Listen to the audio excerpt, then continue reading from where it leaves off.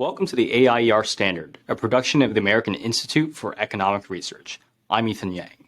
On this episode, I sat down with AIER's Phil Magness and Michael Makovi to discuss a forthcoming academic paper analyzing the efficacy of lockdown policies. This paper is particularly important because the scholarly debate about lockdowns, devoid of the fear, anxiety, novelty, and partisanship that made any real discussion of these policies impossible, has only just begun. Their paper adds an important contribution using relevant data and detailed analysis to argue that lockdown policies failed to provide any significant reduction in excess deaths. I hope you enjoy our discussion. Gentlemen, welcome to the show. Thanks for having us. Thank you. So to begin, to refresh our audience, I'm sure we all remember what happened in March of 2020. But when we use the word lockdowns, what exactly are we referring to? Like, what are we studying at the moment? Yes, this is a suite of policies that often came under the heading of lockdowns. The formal term that's more often used, it's a subset of what are called non-pharmaceutical interventions, or measures that are not related to therapeutics and treatments for a disease, but are nonetheless designed and intended to stop the disease. So if we go back to March 2020, this involved a range of measures that were enacted by governments across the world. They included things like sheltering in place at home for a fixed period of time, canceling public events, shutting down non-essential businesses, shutting down in-person schooling, basically all with the aim of inducing people to stay in their homes for the maximum amount of time and reduce and limit the number of contacts they have with other persons in the general public. So when we use the term lockdowns, and you're throwing in a number of different policies like school closures, stay-at-home orders, where exactly did these ideas come from, and why were they implemented worldwide? Right. So almost all of the intellectual bases behind lockdown theory came from epidemiology modeling. And this is something that had been discussed for many years before. In fact, we go back to the early 20th century, the Spanish flu pandemic. There were attempts to enact similar policies in certain cities, and in particular on U.S. military bases during World War I, of basically getting people to confine themselves in homes, shutting businesses, canceling events to stop the spread of the Spanish flu. So epidemiologists have been studying these for the better part of a century, but the really interesting thing is all the evidence that we had from the last major worldwide pandemic from the Spanish flu, in which these measures were attempted, is that they did not work. They didn't achieve anything they set out to do. We had some smaller examples from more recent disease outbreaks, such as the Ebola crises that have played out over the last couple of decades. Every time there's an Ebola outbreak, they've tried different responses, and one of the conclusions from that is attempts at forced home quarantine generally didn't work. It caused people not only to modify their behavior and underreport when they were feeling ill, but it also simply didn't stop the spread of the disease in the way that the models claim to do. But nonetheless, in the early 2000s, as computer techniques became more sophisticated, a certain branch of the epidemiology profession started to do computer simulations of what would happen in the event of a major pandemic. These were based oftentimes on video games. So if you remember in the late 1990s, there's a popular video game called SimCity 2000. It bred all these derivatives, including The Sims. And the idea here was that you could pull these different levers in society and empirically determine the course of human interactions in an entire city or an entire town. And in so doing, you could take some of that same concept and probabilistically map, based on the number of times people interact, whether they're going to pass the disease. And that was the basis for the academic work that led to the advocacy of lockdowns in March 2020. So it starts off as, it makes sense logically. You know, if you think about it for a few seconds, Sure. Perhaps we should restrict people from seeing one another to stop the spread of communicable diseases. But why were the results so mixed when it comes to lockdowns being implemented across the country, as your paper studies? And why do you think there were different outcomes so broadly? Yeah, so this is the big question we set out to answer. We went back and found reports from as recently as 2019 by the World Health Organization where they studied the possibility of lockdowns in response to a worldwide pandemic of influenza. It's a very close style of a disease to COVID-19, and really that was the type of modeling that was adapted to COVID-19. But what the World Health Organization noted in 2019, as did dozens of other scientists that have worked on this, is that the conceptual basis for lockdown policies had a very weak evidentiary background behind it. There was no randomized controlled trial. There were no empirical analyses that showed that these measures actually worked. It was all based on theoretical modeling, and that theoretical modeling, it looks like a neat and tidy result, but it faces the same problem that every central plan from the economy to public health on down faces, and that is it requires some very strong and very liberal data assumptions to fit into the model in order to get the results that you want. So you have to know very precise figures about the characteristics of the disease, its transmissibility, its fatality rate. You also have to know precise data about how humans interact in public. And it turns out if you scrutinize these models, the most famous one being the Neil Ferguson Imperial College model, which we discussed in the paper, we look at its performance 1 year later. It performs abysmally in every different scenario that they tried. It overshoots the number of COVID-19 deaths. But if you look into the mechanics of the model, it's not really based on experimental evidence. It's not based on other data. It's all kind of guesstimated assumptions. It's like we close schools and 75% of in-school contacts reduce, whereas household contacts increase by 25%. These are all just like guesstimated nice round numbers that they fit into the model. Well, the problem is if you do that for the entirety of your model construction, you're basically guaranteeing the result that you're going to get no matter how many times you run that model. And they do it over and over again. And of course, they get a model projection that says that lockdowns are going to work in stopping a disease because that was hard-coded into the assumptions. Let me just add to that any model, whether it's a predictive model or where you're trying to predict the future, or a statistical model where you're taking past data and trying to measure, any model is built on the assumptions that are built into the model. So whether let's start with the statistical model. If you're estimating the effect of a variable X on a variable Y, it all depends on, you're telling the computer, here's an equation. The equation has some unknowns in it, but let's say you say something like Y equals beta times X. Please estimate beta for me. Well, you're telling you're telling the computer there's a linear relationship between X and Y. If instead I ask the computer, tell me the relationship between Y equals beta times X squared, I would get a completely different beta, because now I'm telling the computer now it's not X affects Y, it's X squared affects Y. Well, the same way with these kind of epidemiological models, the result you get is based on the model you give it. In this case, we have to further realize the model is a hypothesis to be tested. You're saying, based on this model I've built, that I think people interact in a certain way, we'll get a certain result. Okay, that's plausible. I mean, it's prima facie. It's certainly plausible to imagine that if you lock people in their homes, they'll interact less and, the disease will get spread less. But let's go, that's a hypothesis. We don't know it's true until we go and test it and find out if reality actually played out the way you thought your model would. So that brings me to the substance of your paper. And I'd like to get into some of the methods that you use and what differs your paper from other papers. Because like we've mentioned, there's been a number of studies. Some of them have confirmed that lockdowns didn't work. Some of them supported the efficacy of lockdowns.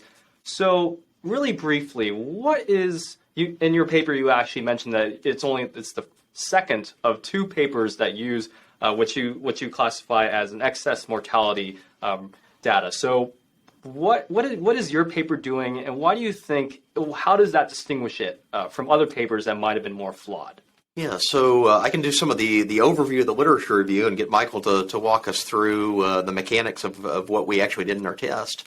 So what we noticed is very early on, as they're asking these questions, did lockdowns work? And this is a huge policy question as COVID-19 is playing out. Because we want to figure out how to address this pandemic. And it turns out that if the thing that was promised for 2 weeks to flatten the curve is not in fact flattening the curve, is not delivering on what it's claimed to do, we need to investigate why, because we need to change course in the policy sphere. What we found is that of the many studies that have asked this question about how lockdowns performed, they were using inappropriate methods for making a causal claim, making a claim that lockdowns worked. In other words, we found a whole category of papers they use what we describe as modeling calibration exercises. And this is a form of really kind of a circular reasoning. What they do is they take their own model, they assume it's true, they assume it's valid for all the reasons Michael just said, that's hard-coded into the assumptions, and they compare the results of their model to what actually happened in practice. And sometimes they'll calibrate it together so they try to track the performance during the pandemic. But nonetheless, the result that they're using as their baseline of comparison versus what actually happened is not rooted in evidence. It's rooted in the projection of this theoretical model. The most famous of these papers came out in the journal Nature in, I think it was late May, early June 2020, and it was again by the Imperial College Group. And what they did in this paper is they run a version of their own model. They look at the actual data of COVID's performance up until that point in Europe, and they subtract one from the other, and they assert, well, okay, our model said 2 million people would die, only 100,000 have up until this point, therefore we saved 1.9 million people. So it's a really superficial way of making an assertion, but it's also inappropriate from an empirical basis. And as we investigated this, we looked across the literature that developed in the first year or so of COVID, and it became clear that the papers that were being cited the most as evidence that lockdown worked were all of this type of this modeling calibration approach, which is really just kind of a junk social science claim. It's inappropriate for the claim that they are making. It may be an appropriate exercise to develop and further refine models. It's not suited at all whatsoever to answering the question of whether there is a causal link between lockdowns and the reduction of deaths and the reduction of cases in COVID. Michael, do you have anything to add to that? No, I think Phil pretty much. All right. More or less covered.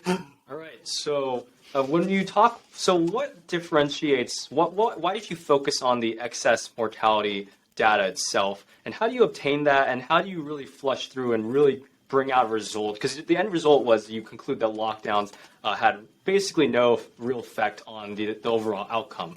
So how does the excess mortality data play into that? Okay, yeah. So purely theoretically, we'd want to measure how many people died of COVID and test did lockdowns reduce COVID deaths.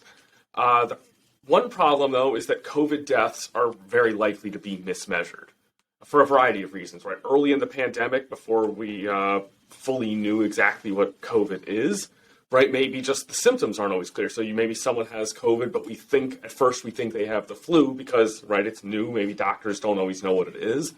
So you could imagine maybe as the pandemic continues, we get better and better at diagnosing COVID. So that itself is going to create a time-varying mismeasurement bias. Presumably the bias gets smaller as time goes on.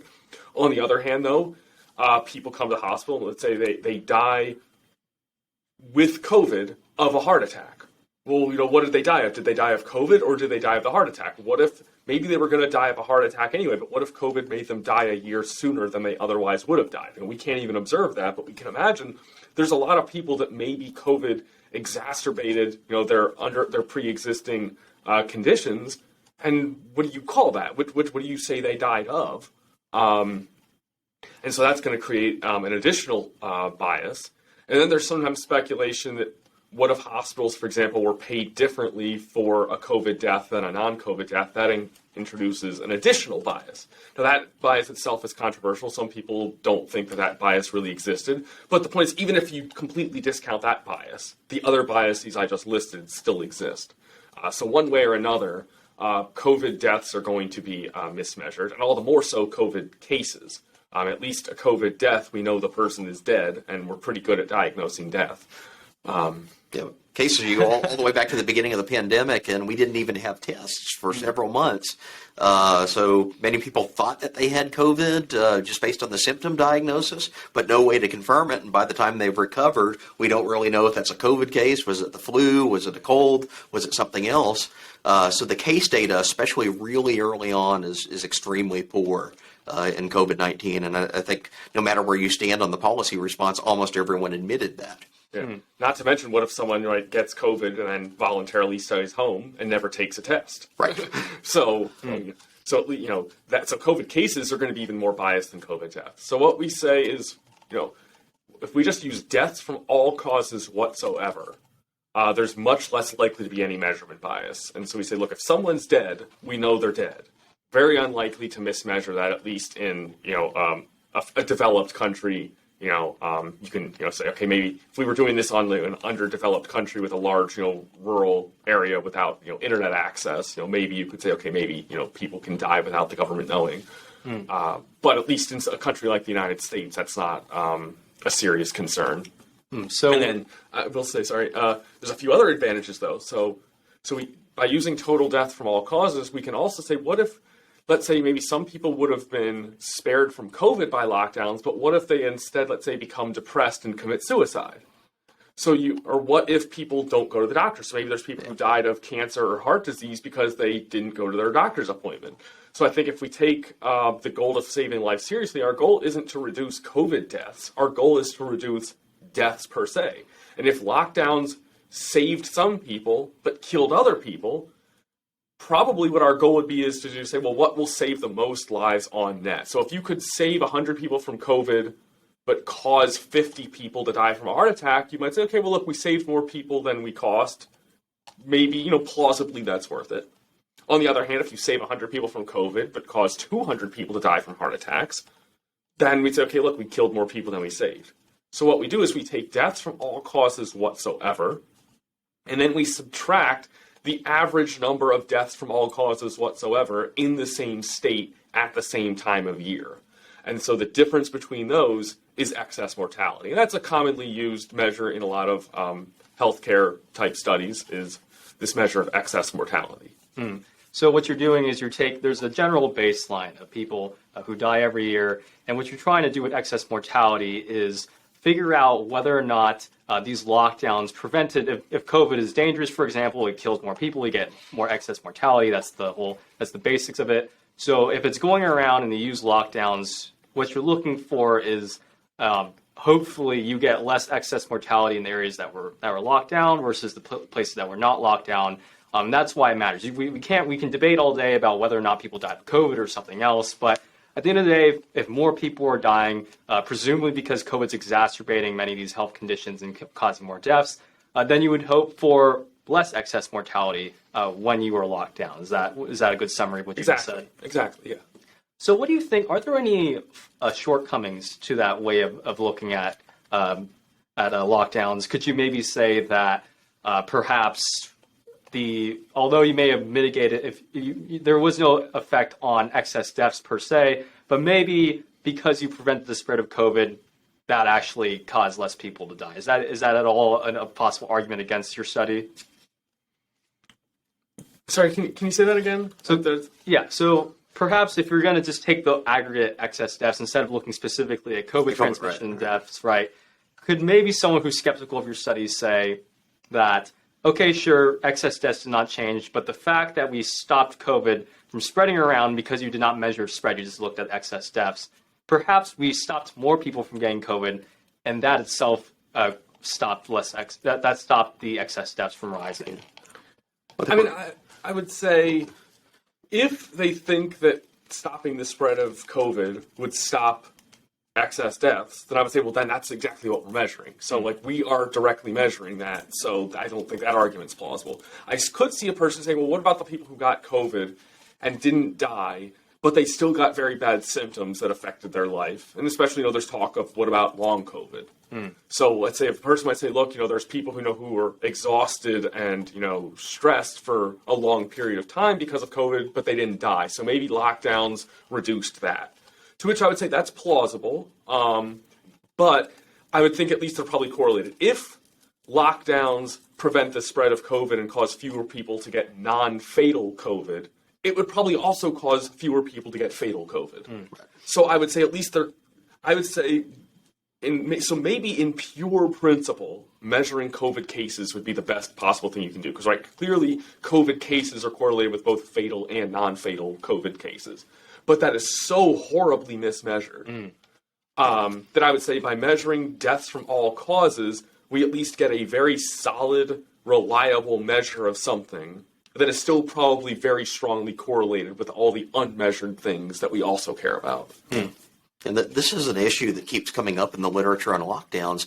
There is a very clear mismatch between the quality of data, which tends to be very, very poor, especially when you get into things like case numbers for COVID, and also changing over time. So measurements of case numbers definitely got better as the pandemic progressed, but that's a large period of time in which we essentially have nothing that's reliable.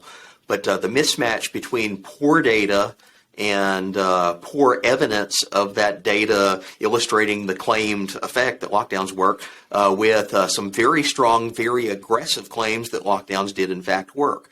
So the literature that we're examining and critiquing here, we're basically pointing out a massive, pervasive shortcoming of that literature in that it mismatches weak data with strong, aggressive claims. That's not a good basis to do scientific analysis or policy. Extraordinary claims require extraordinary evidence is a longstanding principle, to paraphrase the Carl Sagan analysis there. And what we have are some very extraordinary claims on extremely flimsy, weak, and possibly even self-contradictory evidence that was being used to justify these policies. So I'm curious to know, what are some of these extraordinary claims, and how wrong were they, and why were they wrong? Yeah. Well, the big one's the Imperial College model. They announced in June of 2020 that they had saved millions of lives because their model projected a much worse pandemic than we experienced. And they said, well, obviously we went into lockdown in March 2020. Here we are 2 months later, and our model's projected death count has not been met. Therefore, clearly they claim that the lockdowns are responsible for that. But this is a misuse of social science. It's not a clear causal analysis. In fact, it's a misrepresentation of the technique they were using. And we've seen that play out over and over again in subsequent studies. If you get into some of the particulars and the numbers, you find that they are examining periods of analysis that do not, in fact, coincide with spikes in the coronavirus disease. So they aren't accounting for things like seasonality. They aren't accounting for regional geographies. And this is something we noticed in the United States. Whether a state is in lockdown or not, there seem to be clear regional patterns to the outbreak. So the famous one was March 2020. It burst onto the scene in the Northeast United States. Then over the summer, there was a cluster of states in the South. And then again, the next winter, it was kind of a Midwestern cluster that emerges of COVID outbreaks. And it seems that geography may be the bigger determinant here than whether those states had lockdowns or not.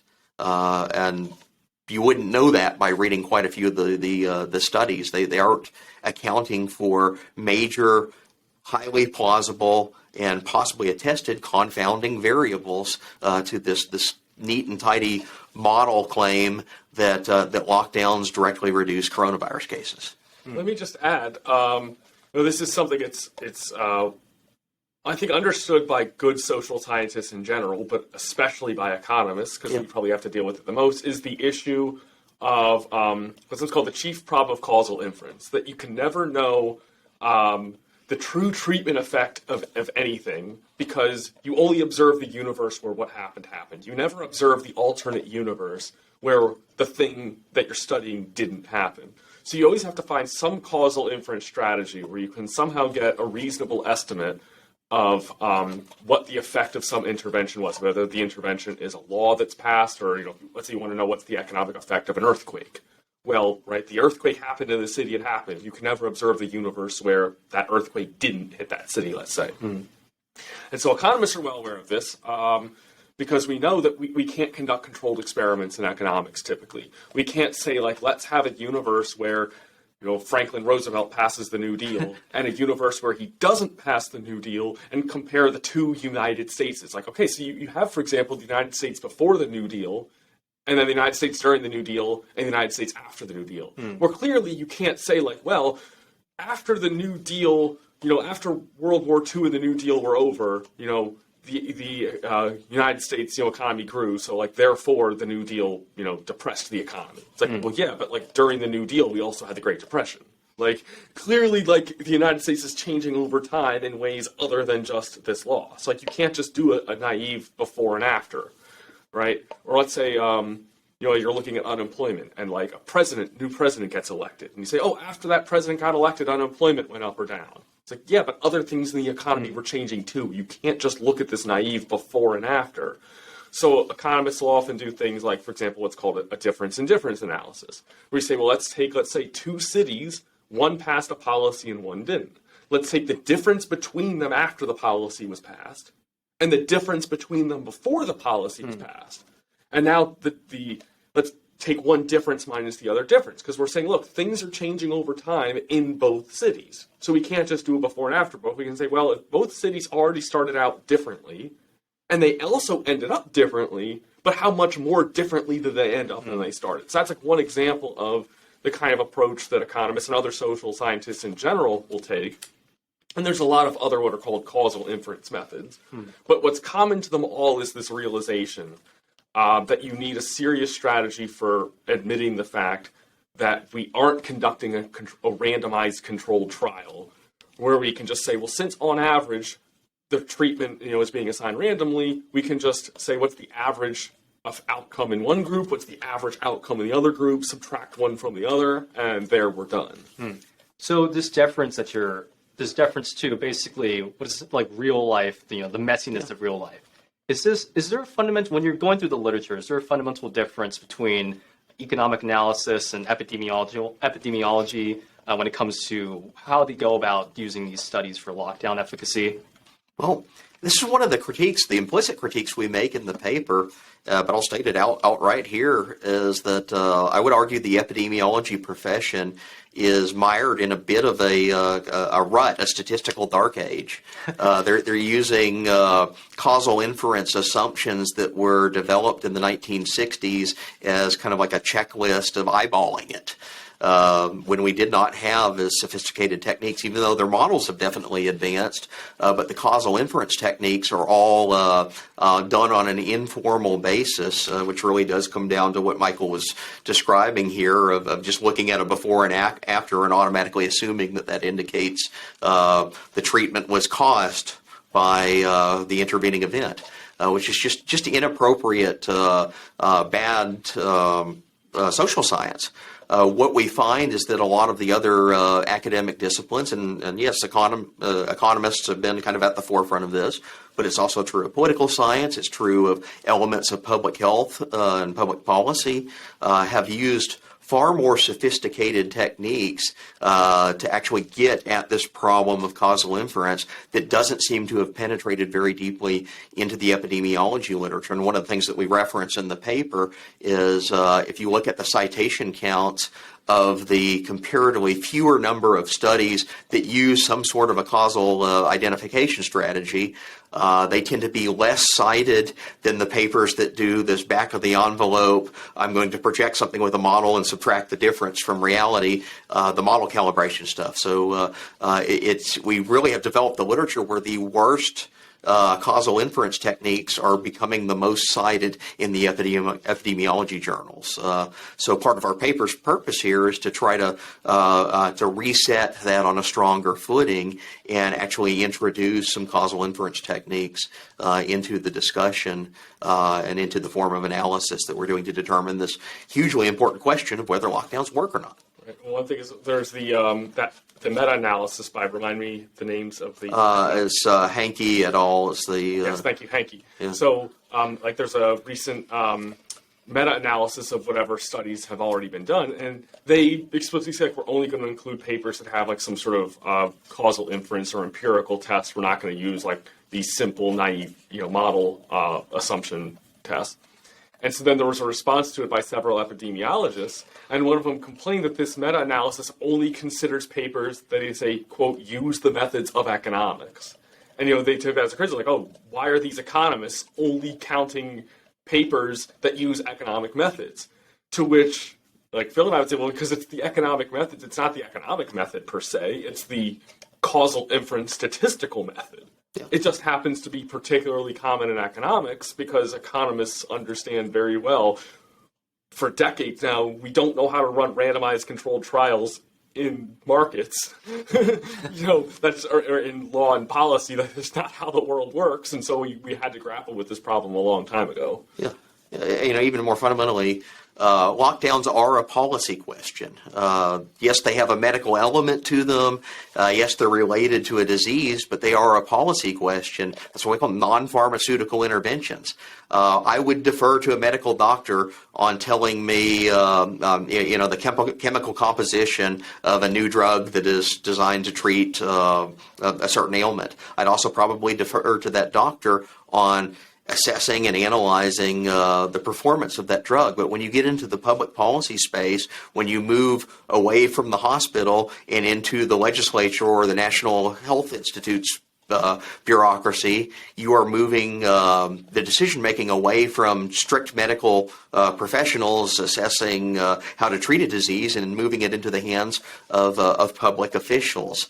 And that is as much an economic question as anything else we do, from tax law and tax policy to environmental policy to minimum wages to how we design city streets. These are all questions that are open in the public space. To use another analogy, it would be akin to saying that only architects can comment on zoning regulation. To assert that we must stick to the architecture literature. The reality here is zoning affects quite a bit more than how buildings are designed and how they aesthetically look. So on that note, I think that's a perfect point to talk about, is moving from essentially the hospital, the research lab, into the NIH, into the CDC, exercising the levers of power. Do you think people like Dr. Fauci and his allies in the various arms of the government, were they really looking at, they've mentioned the term we've heard the term follow the science about 100 times already.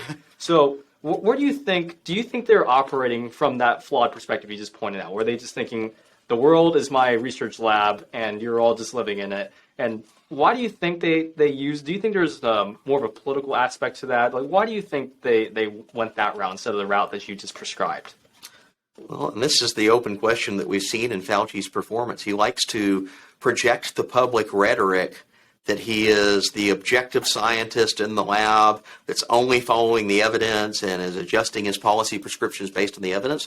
But, Ethan, you and I both know we were deeply involved in the Freedom of Information Act requests that examined how Fauci reacted to things like the Great Barrington Declaration, which was an argument against lockdowns.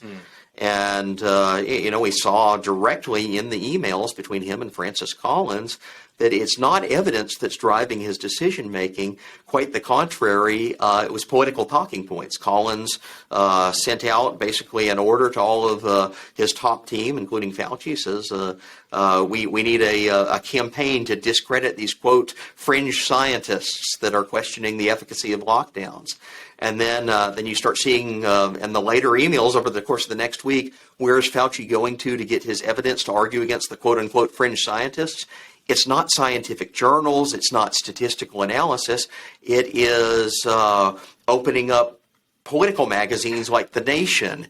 It is going to Wired magazine and reading what a journalist parroted back to him as political talking points in favor of lockdowns and against the Great Barrington Declaration. So you have this weird internal circularity in the way that Fauci has conducted himself, where he has a strong political opinion. He's claiming it's a scientific position, but when he's pressed to deliver on the scientific evidence behind that position, position, he goes and cherry picks reports out of the popular press and media that are basically political commentaries rather than statistical analysis. So it becomes an internal echo chamber in the NIH of reaffirming its own existing political position with other political content and political pieces. So it's quite the opposite of doing policy based on science. It is trying to manipulate the scientific discussion based on policy preferences. And I think, unfortunately, Fauci is a 40-year political operator. I think he's more akin to like a J. Edgar Hoover style guy that's been at the head of a bureaucracy rather than a scientific expert these days. And he knows how to play the political system. He knows how to speak to the media. He knows how to, quote unquote, win his arguments in the public arena of talking points, not in the scientific journals and debates over statistical analysis. And unfortunately, that's the world that we have been operating in for the last 2 years. And when it comes to so essentially he was claiming he was using science to say follow the science, but then he was deriving many of his talking points from op-eds and outlets that clearly lean a certain political direction. So how does this even happen, right? I'm still perplexed. Like, obviously we know enough history to know this happens all the time, but how exact do you have your own story about how Fauci goes from this respected doctor at the NIH, probably I don't know what he specializes in, but I'm sure he's very good at whatever he specializes in, to this figure who's essentially acting like a politician? Yeah, well, I think it's a public choice story because it's a question of the incentives he faces. I'd go all the way back to 1983 and I'd point out that Fauci bungled the AIDS crisis when it first burst onto the scene. He was giving all sorts of contradictory advice. He went and gave a bunch of media interviews that strongly suggested HIV or AIDS, as it was basically known at the time, because they hadn't isolated the virus. He thought that AIDS could be passed by sitting around the dinner table, and if your brother-in-law is there and has AIDS, he could pass it on to the baby sitting across the table. And this caused a major public health scare. It turns out that there was no evidence or basis for that theory, but Fauci went on national TV and fired off his talking points of the moment.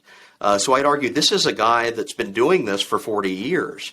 Was he a capable scientist and doctor before that? Who knows? I mean, I assume he was trained well, and I assume he had substantive research contributions.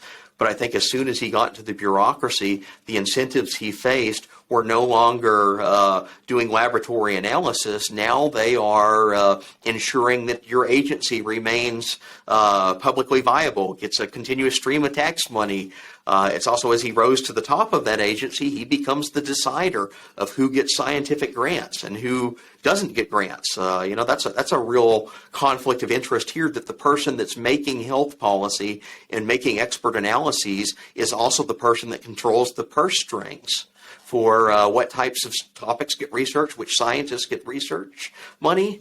That creates very severe and perverse incentives, because now if you're a scientist working at a university lab and you're dependent on the NIH for money, and you have a new study, a new statistical study or analysis that is directly contradicting what Fauci is saying in his press conferences, and your budget next year depends on submitting a whole slew of NIH grants for your entire team, and Fauci's the person that has veto power over that. I mean, you do the math there.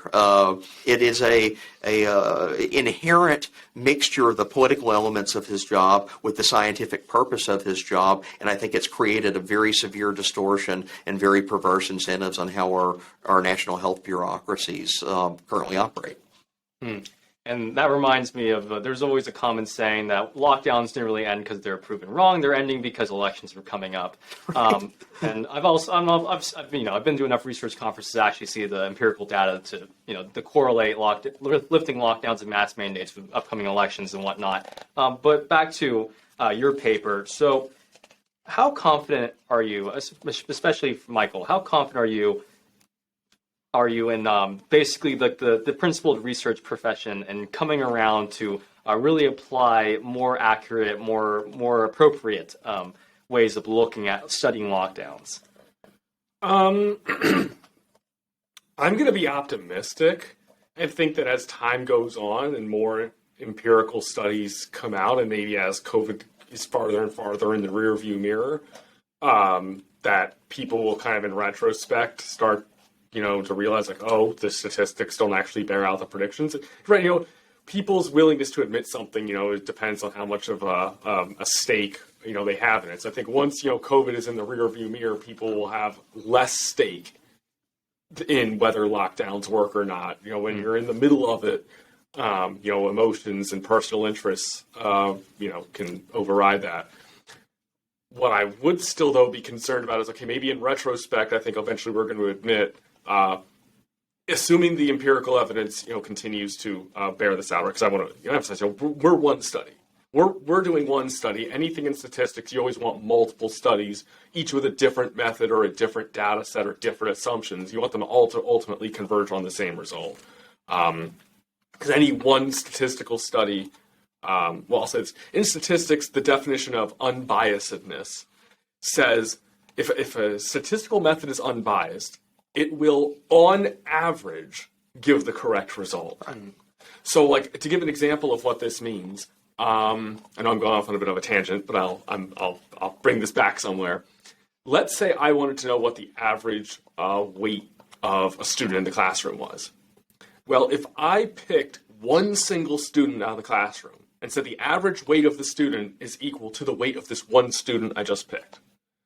If I did that, let's say in multiple universes, if every parallel universe I did that same thing, but I picked a different student in each one, the average of all that would be correct, right? The average of picking one student at a time is equal to the average of everyone.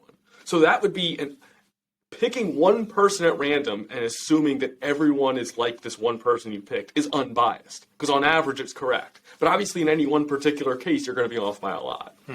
So any one statistical study, even if it is unbiased, that only means that if you repeated that method an infinite number of times, you would on average get the correct result. But you don't know if your one particular study is correct or not, so you want to see other people replicating it and see if people can continually and repeatedly get the same result you got. So, assuming other people get the same result we got, and we repeatedly find that lockdowns didn't work, then I would hope that in the long run, people will, in retrospect, admit, okay, lockdowns didn't work. What I would be afraid of is, what about the future? Because we already thought that lockdowns didn't work for the flu, and then suddenly COVID hits, and suddenly we forget everything we thought we knew.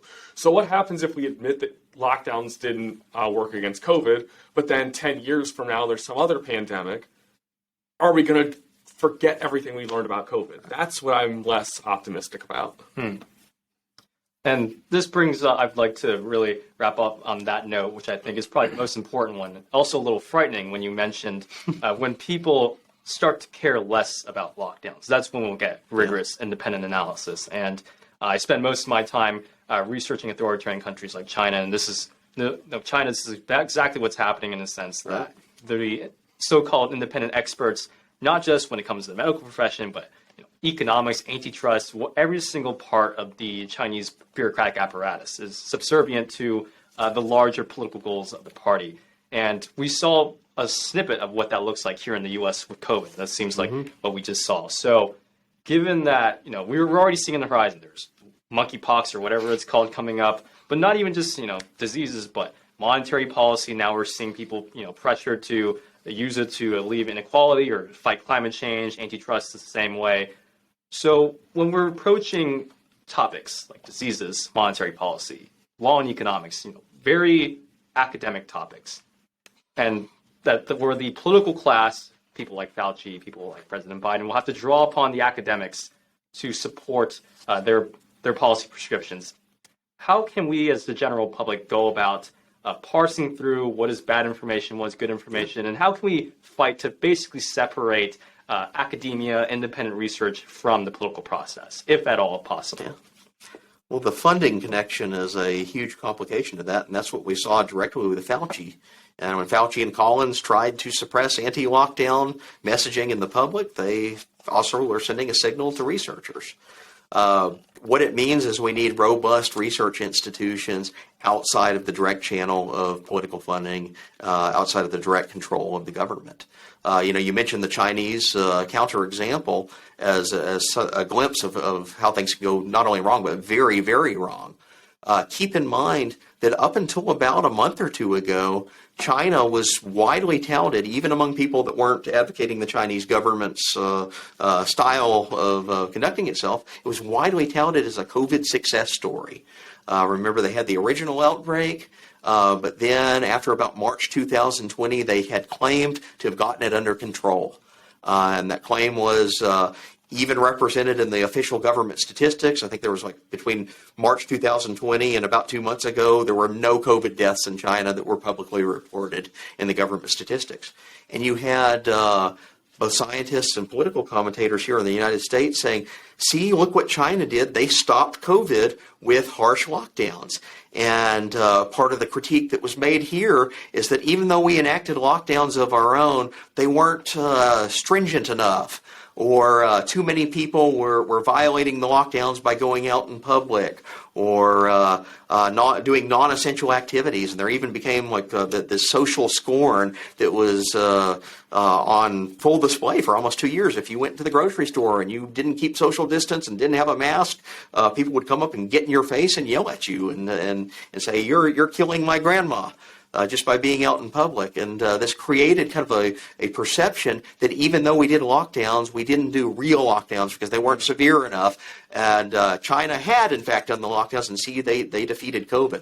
Well, it turned out it was all smoke and mirrors. The Chinese government was almost certainly misreporting and underreporting COVID deaths. They were manipulating their stats. And now what we're seeing is, even though they had draconian lockdowns that they've reimposed and expanded to cities like Shanghai, it's done almost nothing in stopping the trajectory and spread of this disease. So one of the most severe lockdowns in the world doesn't work. And that real-time story and the narrative that this is simply a failure of political will in the United States to go as severe as China did starts to come under scrutiny for that reason. Mm-hmm. What I would say more generally is, if you see someone, reporting a certain policy work, you want to ask questions like, is it based on, a model, or is it based on statistical data? Yeah. And in that model, is it simply, if it's based on statistical data, is it just this naive before and after? Like, unemployment, you'll see this on unemployment was really high, and then someone got elected, and look, then unemployment fell. Or, look, gas prices were low, and then someone got elected, and now gas prices are high. So clearly, is it something naive like that, or is it something more sophisticated, like, say, we had 2 cities or 2 countries that each instituted a different policy. Let's look at the difference before and the difference after, or something like that. So let's say if someone had, let's say, 2 provinces of a country, and let's say one imposed a lockdown, the other didn't, and someone said, okay, we looked at, the difference in COVID deaths right after and right before. I'd be like, okay, that at least is, that's getting somewhere. Because, for example, that would account for seasonality. Let's say it's March, and you impose a lockdown, and then you look at April. It's like, oh, look, fewer people died in April than March. It's like, okay, or maybe it's because it got warmer. But if you have 2 cities, it's like, okay, look, we have 2 cities, one with a lockdown and one with not. They both got warmer. So if we take the difference after and the difference before and subtract the difference from the difference, you're implicitly accounting for the fact that in both places it got warmer and there might have already been a common trend. But if they both have the same common trend, subtracting one from the other subtracts the trend out. So just asking basic questions like that and applying some smell test can go a long way. Yeah. And I guess I'd summarize the 2 of your comments as basically principled, intelligent citizens using their First Amendment rights to essentially call BS when they see it. Very classic American practice, as we all know. Gentlemen, thank you so much for joining me on the show today. Thanks. Thank you. If you really liked what you heard today, make sure to follow AIER on all its various channels, such as Facebook, YouTube, Twitter, as well as check out our website at aier.org. If you really liked what you heard and you want to support more cutting-edge researchers like these two, make sure to become a donor. All that information and more can be found at aier.org. Thank you.